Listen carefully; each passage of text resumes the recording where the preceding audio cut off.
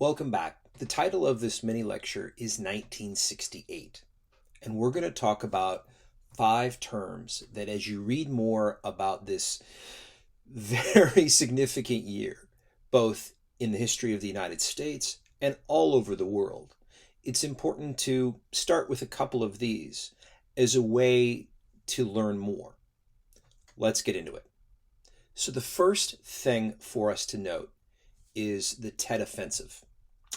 So the Tet holiday for the Vietnamese people, of course, and for others across that particular part of the world, has been celebrated for many, many years.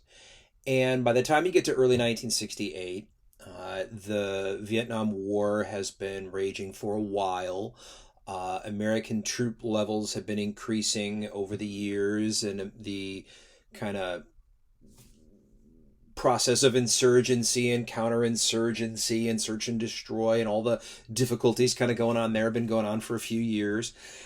So the North Vietnamese had been planning for a number of months a strategy that they called this general offensive, general uprising, where they thought that if they could coordinate a series of timed attacks to take place around the Tet holiday in early 1968, that by doing so, they could coordinate kind of a shift in the overall war effort in their favor. And in some ways that happens with Tet, and in some ways that doesn't happen with Tet. Maybe not in the way that they had thought. So the process takes off. They begin a process of bringing in individuals and materials and resources so that they can carry out attacks against not only U.S. bases really all over South Vietnam, but also attacks in towns and cities against U.S. military installations, against South Vietnamese government, installations in the army and everything else. Largely, most of the individuals, VC individuals and others who take part in these attacks are going to be killed. The U.S. military responds effectively and violently against these individuals, and even after the siege of Khe Sanh, they're able to put a stop to it. The difficulty, of course, here, though, was the political effect. Because for the Americans, they'd told the world that largely this was a war that was being won. And if your opposing force is able to carry out in a coordinated manner hundreds of attacks, literally, that's kind of a sign that maybe the war isn't being won. So this contributes to any number of political conclusions, one of which eventually is that Lyndon Johnson would not seek re-election. Walter Cronkite says that we're mired in a stalemate and should sue for peace. There's a lot to be taken from Tet. Secondly, for us is Prague. There are revolutions, political protests, and uprisings, not only, of course, in the United States with the counterculture, but internationally in 1968.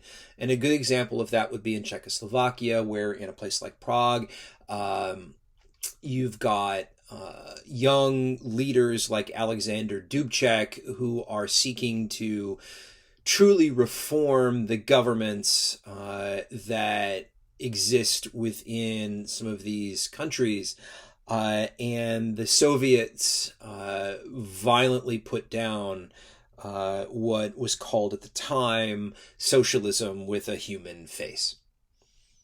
Third, Chicago. So after Lyndon Johnson announces that he's not going to be running for re-election in the United States for the presidency, you have a number of incidents take place, very violent, very difficult incidents. You have the murder of Martin Luther King Jr. You have the riots and violence that take place in the aftermath of that. You have the murder of Robert Kennedy, who had decided by the summer of 1968 that he was going to be a candidate for the presidency and had just won the California primary. He is killed. And so the Democratic National Convention, which is held in the city of Chicago that year, you see a number of countercultural activists, anti-war activists, and others kind of convening on Chicago to influence the tenor and character of the Democratic Party in the run-up to the election. You also have a very aggressively status quo and aggressively sort of maintenance of order as he sees it mayor in Mayor Daley, who supports the use of the Chicago Police Department at the time to carry out some fairly violent actions against a number of protesters. The political optics of this, of course, were not good, and the functional result of it was a number of different consequences. But, of course, the Democrats are also going to lose this election, which we'll get to in a second. The fourth term for us is Mexico City. So again, there are protests and young people really speaking out all over the world in 1968. So in Prague, in Chicago, in Paris, in Mexico City, about 10 days before or so before the start of the Olympics that year in the city, there was a nonviolent protest in Tlatelolco Square, where the crowd is fired on. The crowd is fired on by the army and others, and this is an unarmed group of young protesters who are killed. You have to consider the optics of the time, right, in 1968, where the PRI and the Mexican government at that particular time has been carrying out a dirty war, where there's support for the U.S. with anti-communism and concern that even nonviolent countercultural activism was functionally communism, and so it must be stopped. And so, within the context of that environment, you get this brutal action that takes place days before the Olympics are supposed to occur. The fifth term for us is election. So Richard Nixon, the former vice president of the United States, is elected the president of the U.S. at that time. And Nixon was a Republican, and the election is significant not just for the United States, but arguably is significant for the rest of the world at that time as well. So for about 30 years or so in the U.S., you'd seen real support for broad liberalism with national policy and economic policy and this kind of thing.